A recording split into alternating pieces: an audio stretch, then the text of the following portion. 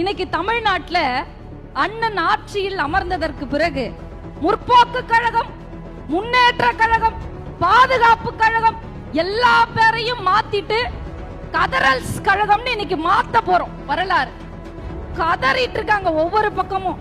75 வருஷமா கட்சி தொடங்கி 75 வருஷமா உழைச்சு நாங்க இங்க இருக்கும்போது வெறும் 2 வருஷத்துல இவர் வருவாரா, 2026ல ஆட்சியை பிடிப்பாரா, நாங்க வேடிக்கை பார்த்துட்டு உட்கார்ந்துருப்போமான்னு கேட்கிறவர்களுக்கு 75 வருஷமும் நீங்க வேடிக்கை மட்டுமே பார்த்ததுனால மட்டும்தான் உங்க வேட்டிய உருவி தமிழக மக்கள் கோட்டை தச்சு இந்தாங்க தளபதி கோட்டையும் புடிங்க, தமிழ்நாட்டின் கோட்டையையும் புடிங்கன்னு சொல்லி ஆட்சிக்கு அனுப்பி வச்சிருக்கோம்னா திரைத்துறை தந்த செல்வாக்கு தான் நடுவர் அவர்களே.